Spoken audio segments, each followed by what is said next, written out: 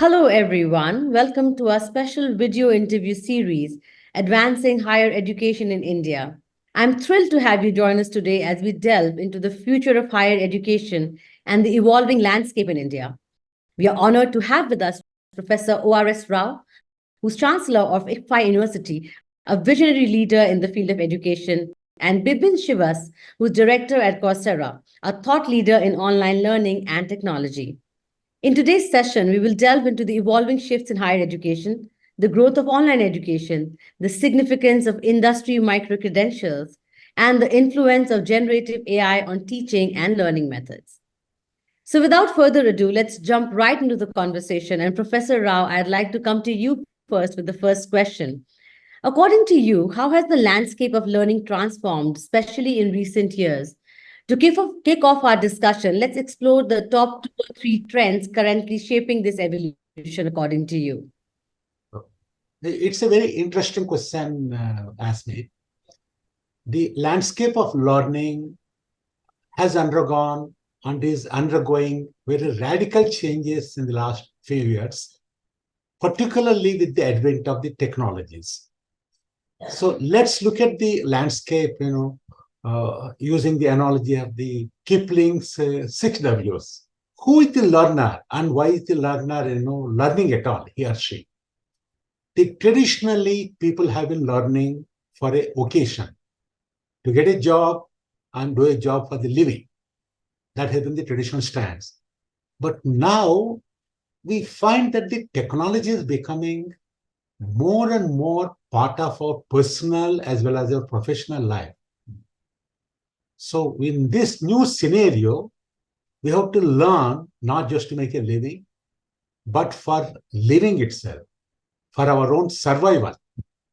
And what it means is, it has to be a lifelong learning, LLL, people call it. So to that extent, today, the learners are not limited to the so-called the students up to the age group of, what you call 5 to 25 or whatever the number.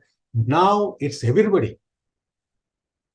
It includes, small kids, it includes housewives, it includes retired people, everybody that is living there into that. In the last 3-4 months, I have gone through at least 2 or 3 MOOC courses. One was on the generative AI. It is Generative AI for All by Andrew Yang. And the second one is A Life of Happiness and Fulfillment by Raj Raghunathan. Both of them from Coursera. I found them interesting and useful. Each one of them comes with a different perspective. One is giving some landscape. Second thing is about the life and experiences itself. The second aspect is what to learn. Earlier we used to say that we learn for knowledge. And today the knowledge is available thanks to Professor Google. Just sort of put a search to get anything and everything on that. Today, the landscape of learning and the scope of learning goes beyond sort of a knowledge. We got to acquire skills. Skills you can't get from the kind of a Google type of sites. And the second, as experience is in terms of the experience sharing. Experience sharing is something, it keeps on changing. So that being the case, that is the second thing on what to learn. Third is where to learn and when to learn. Earlier, we used to say that whenever we talk of learning, you have to go to school, you have to go to college. But now the things are changing. And now you've got a busy life. And places like Mumbai or Delhi, when people are traveling a lot, the only time to learn is while traveling. Traveling by kind of, local or metro or by driving yourself into that. That's the only time that you can get. And sort of similarly, when to learn also as per your own timelines into that. And a more important aspect of the learning aspects, or maybe the perspective will be on how to learn. Typically, when we said that, yes, it was a traditional classroom where a teacher teaches. A teacher shares his or her knowledge, not to one, but a sort of batch of students. In students, they could be 50, 60, whatever, 100, whatever the class number that is there. And what you notice there is This kind of a teaching mode is just like something similar to feeding, a person feeding pigeons. You got a few grains and you throw up in the grains into that, all the pigeons flock around, and you notice that all of them don't go with some grains to their satisfaction. Some of them will pick up more, some of them will get a little, and some of them will not go anything at all. They fly away into that. A Right. similar kind of a paradigm shift you find, in a traditional kind of a classroom setting.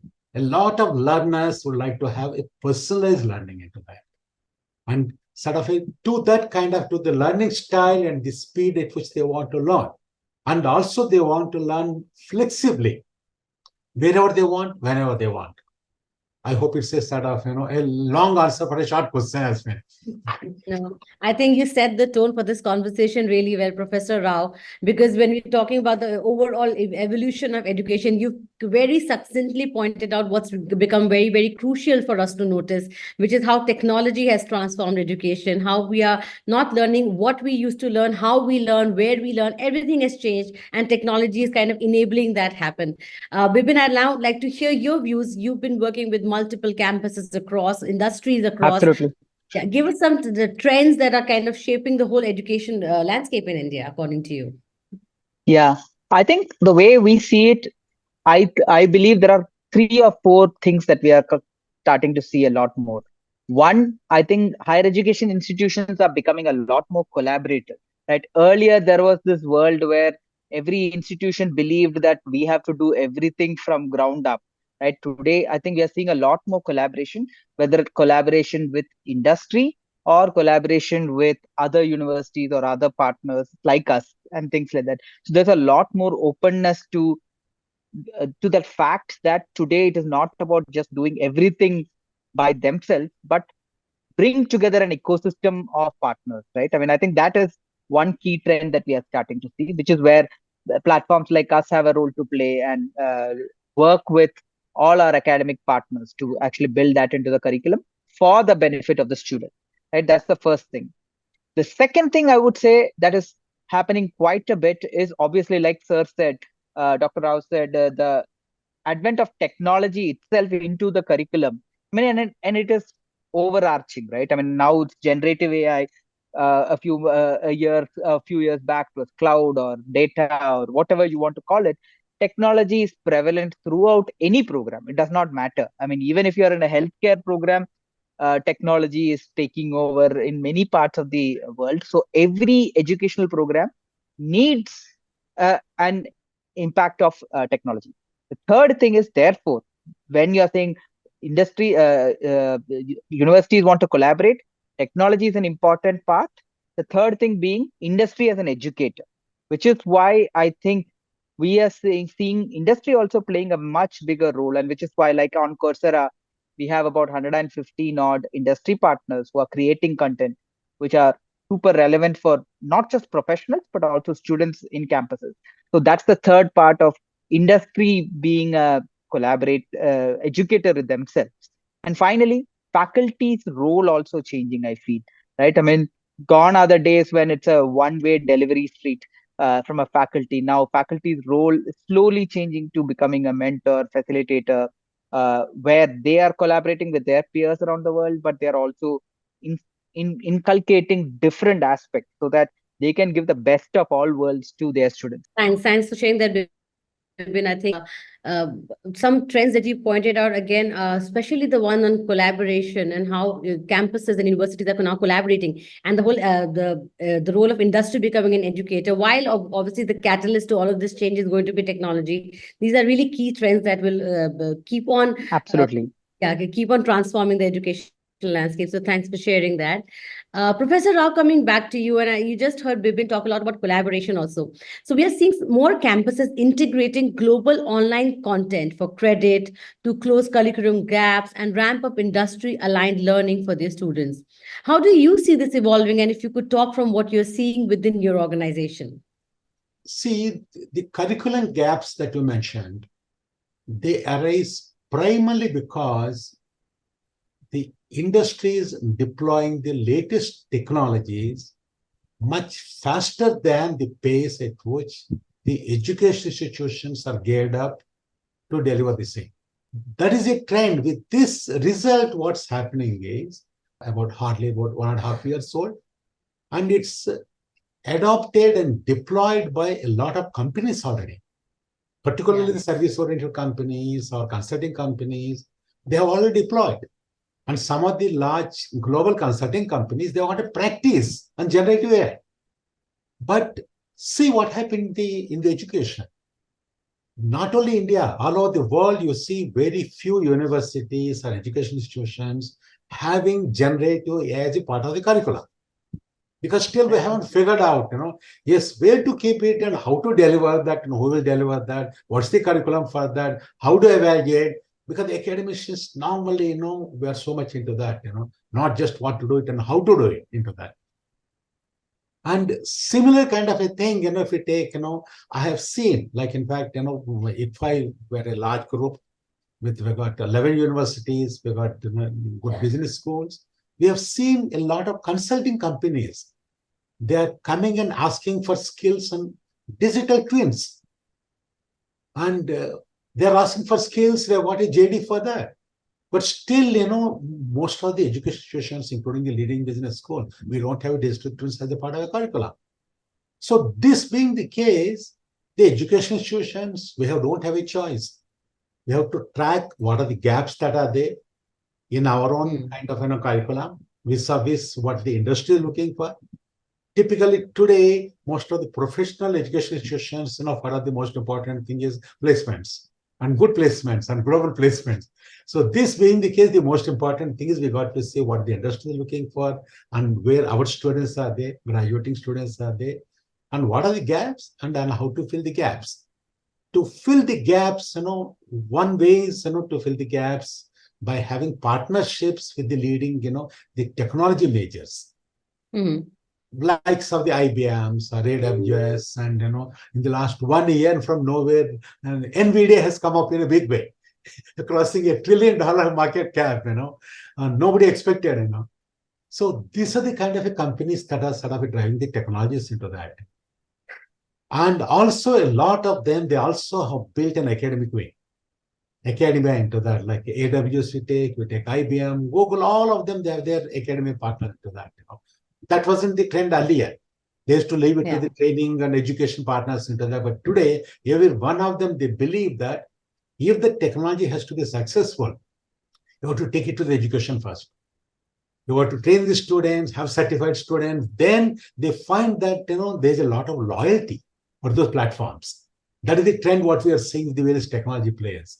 And the second type of players, what I see is typically the kind of, the academia content aggregators. In the absence of any other word, I would say some kind of aggregators. It could be sort of, MOOC platforms like Coursera, so many other platforms that are there. These are all the other people that are there. For instance, in India, we have got, the NASCOM, they've got a Future Skills Prime. That is also a platform.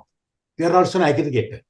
So typically here, what we have seen is the kind of courses where the kind of partnership has to be there into the 3 areas. One is the foundation courses. Earlier, we used to say all foundation courses, have to be dealt and academia is fully geared up. It may not be the case, right now or in future. Some of the new technologies that are coming up, the foundation courses also, we may have to borrow from the technology kind of vendors. The second type of kind of courses are the so-called the bridge courses. Bridge means it is a kind of bridge between the kind of concept and the application, which we call it the skill courses, skill or application courses.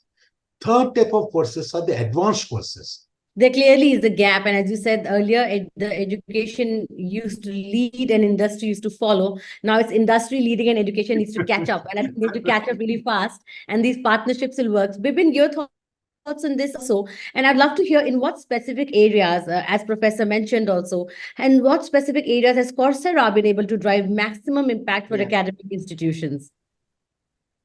Absolutely. And I think, like Dr. Rao mentioned, there's a lot of work happening around the world in terms of industry playing a leading role in actually being part of the teaching methodologies, curricula, and all of that, so that students are better ready. I mean, like we've all heard the cliche from India that X percentage of students are not ready for employment and things like that, which I think it's time to now really solve for that problem, right?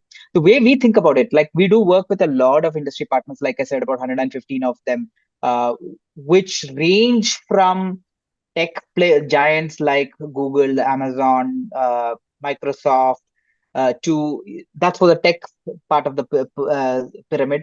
The other side, on the business side, we work with Salesforce, Meta, all of these folks. Like, who better to learn digital marketing than from Meta, right? I mean, in terms of having those interventions.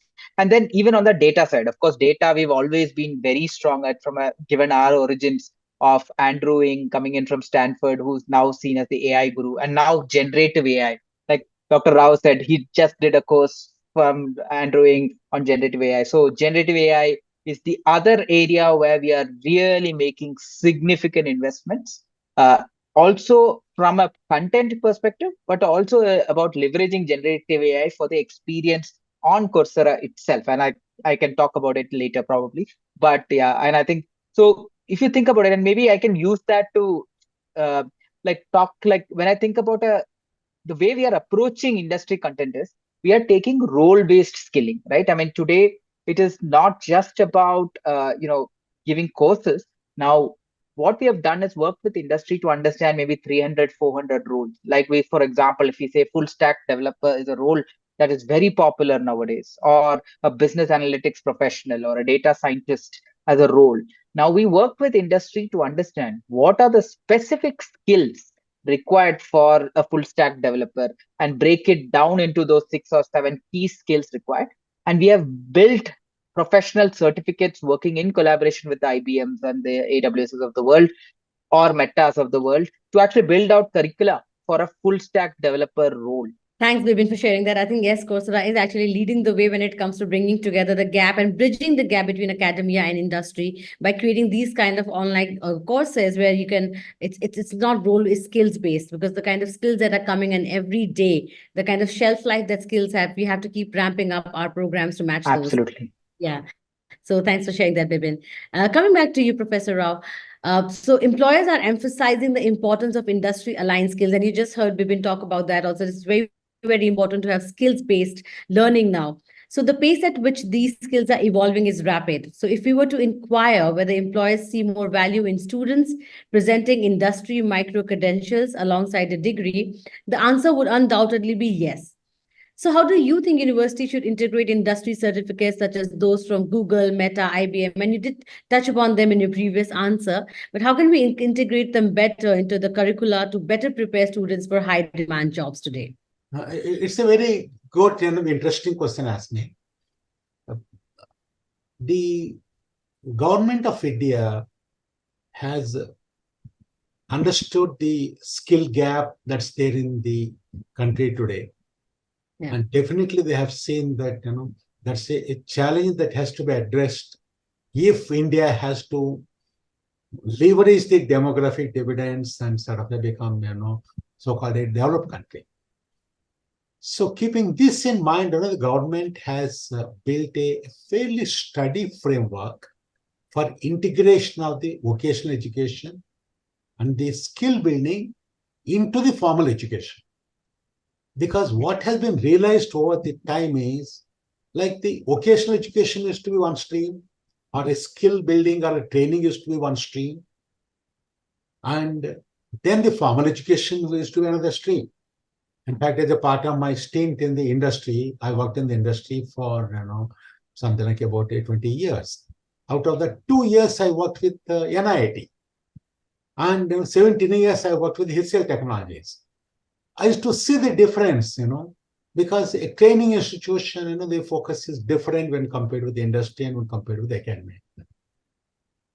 So the kind of, the ecosystem what the government of India is trying to set up, what they tried to do was, first thing what they said was, as far as the higher education is concerned, right now, 40% of the courses in a kind of a university or a kind of institution, sort of there we can do them through the kind of online or blended mode. So here, in my view, I think what needs to be done is the universities, they have to identify the skill gaps. And typically, as I see, there are two types of areas, where we have got to look at. One type of skill gaps are in the emerging technology areas where these skills are needed. And the second is the professional skills. The emerging technology areas, today, in fact, you may say these are the emerging technologies. Tomorrow, they say they have emerged. And day after tomorrow, they say they are sunset. So to that extent, so-called the emerging technologies and latest technology, they keep on changing. Yeah. So the second area is the one where maybe possibly even the technologies like AI cannot replace a human being. It could be something like, Bibin mentioned about collaboration, a creativity, a critical thinking, and something like, team working. These are the areas, sort of no amount of knowledge, will be of any use. We got to build our own kind of a human talent and leadership into that.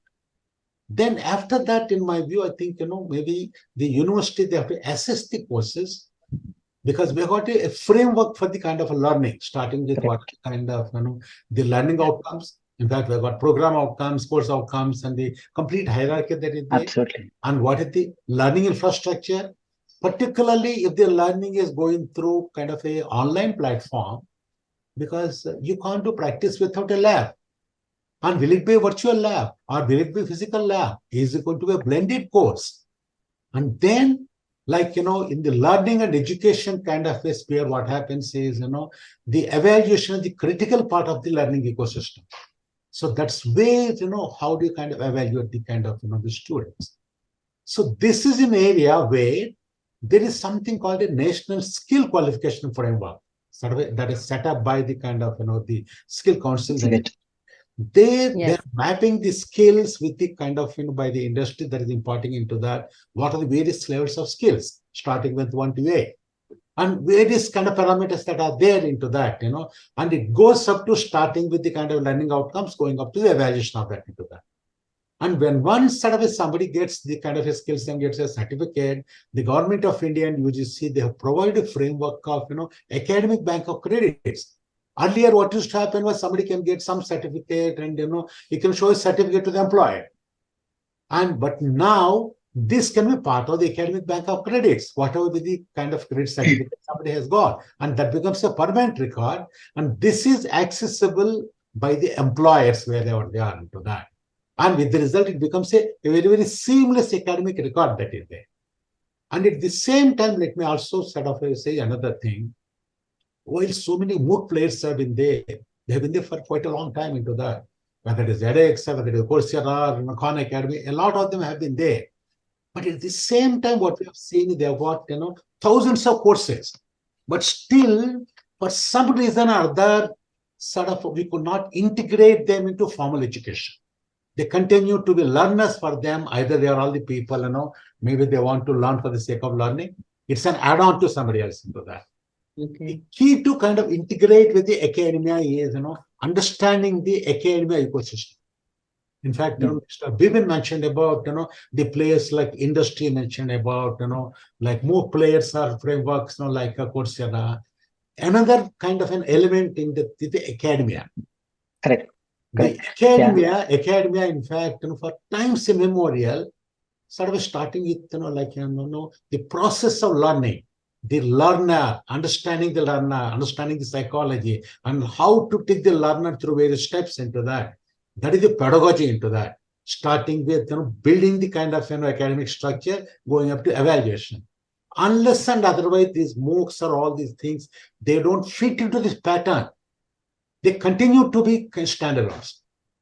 So if you say that they have to be integrated, I think just as the academia must understand the industry, they must understand who are all the content providers. The content providers and MOOC players, they need to understand as much about the academia. What is the academia system that is there, academia system, whether it is US or UK or India or wherever it is, it's a fairly regulated system, fairly rigorous system. Sometimes we may call it is bureaucratic, but there's a method for the madness into that, So starting with, we got our own regulatory structures that are there. We got certain compliances we got to go into that. And, these things, they have to fall within that. But ultimately, if I have to award a degree as a vice chancellor at the university, they have to fulfill certain things. It can't Academic. simply go on the basis of the content and who is giving the Sure. content into that. There, certain kind of structures, we got to follow into that. Corresponding to that, like the universities, they have to modify or adapt these courses as per this into that. Because Sure. as a group of the universities, we have to do all these things into that. We have to modify that and then see that particularly the evaluation system has to be in line with not only with the kind of the regulators, but also every university has its own regulation to that. It has to fall within that. Because it is from Coursera or somewhere else into that, I can't give the credits and put it as part of the grade sheet. We have got our own ways of doing into that. Then the other thing, important thing we got to understand is the fulcrum of an education institution. A lot of people, in various industries, we say that the fulcrum are the customers. Who are the customers for us? Education system have got multiple customers. In fact, while the students are our end users, the funding comes from the parents, and the delivery takes place through the kind of the teachers. Teachers. Being part of the education system for a long time, let me tell you, in education system, unless and otherwise there is a buy-in from the faculty members, there is no way that you can implement anything. However, the best kind of technology, the best kind of a course that is there, because they are the prime movers for the education to that. This is something that a lot of players have forgotten. They say, mine is the best technology and why don't you take it? But ultimately, who is the customer? Customer is not the student. Student is indirect customer. The direct customer for Coursera will be the faculty members. Absolutely. And so I think it's all about that partnership also. And Bibin, I'd love to hear your views also. Yeah. There's a lot of, expectation that the academic side of the industry also has from industry and content collaborators and creators and aggregators like Coursera. So please Sure. do. Yeah. Yeah. So first of all, Dr. Rao, I mean, I think absolutely, I think you hit the nail on the head by actually articulating that. And I think what I'd love to respond is you're right. I mean, like there are key stakeholders that we have to work with: the student, the faculty, the parents, the institution itself, right? Over the last 4 years, I mean, I think 2019 is when Coursera for Campus launched formally. We've spent a lot of time in the market, and now we work with maybe close to 150 odd universities in the Asia Pacific region, and globally another 500 odd at a very, very curriculum level work that we do. And I think what has helped, specifically from an India perspective, like what you said, Dr. Rao said about 40% that regulation is now favorable for institutions to be able to bring in outside content. So that's favorable, number one. Number two, what we have done is, of course, now recently with the power of Gen AI, it's made it even more powerful. But what we have done is we have looked at whether you call it the choice-based credit system that we have or the elective frameworks that we have in the curricular framework, whether it's program electives or open electives. Like every institution is trying to push for multidisciplinarity or specialization, deeper specialization as part of that discipline. So what we have started working with many universities is to really start thinking about, at least to start with, to allow for some of our key high quality content to be used as open electives, program electives, and sometimes even as blended material for the core subject. Now, let me take an example. Now, generative AI is new. Like what we have recently done is now we've created a full curriculum pathway, so to say, where we are saying from the first year to the fourth year, how do we start inculcating generative AI as a not a discipline, as in specialization. So starting with the introduction to generative AI uh, to the lower semesters, to getting into slightly more deeper level details, and at the final year get into projects or hands-on projects using either virtual labs or through other mechanisms. Almost build it into the curriculum using the curricular framework, like the open electives that is there or the program elective frameworks that are there. Now, what we have done is our courses, for as an example, are about 15 hours long typically. So what we have said is we will map the 45 hours of teaching that typically happens in India as an example to the courses that we have, and can we map 3 credits of content from Coursera to a syllabus or a learning objective that has been outlined in the institution. Now, so that's what we have done from a teaching. So that's what we used to do until generative AI came along. Now, after generative AI came along, what we have now been able to do is to bring the faculty along. What we said is, hey, we can use the power of generative AI to actually break up the courses into smaller videos. Now the faculty can decide, I want to take video 1 from Michigan, video 2 from Stanford, video 3 from Google, and put together, create my own course based on my own learning objectives. And with the power of AI, it makes it very easy to recommend. Now, basically what I did is I did a learning objectives, and then I put together, AI helped me assemble this course as a faculty. I can even add my videos on top of it so that it becomes my course as a faculty. So again, to the point Dr. Rao mentioned about taking along the faculty.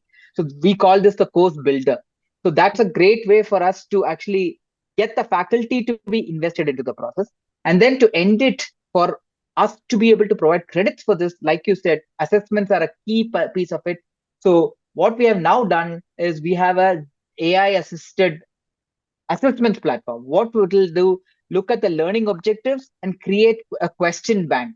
And again, the faculty can choose the questions to actually say that I want to set up a 30 minutes paper or a 45 minutes paper or a 2-hour paper, depending on whatever they want. And with all the technological uh, availability of randomization, or whatever you want to call it, all of those features, right?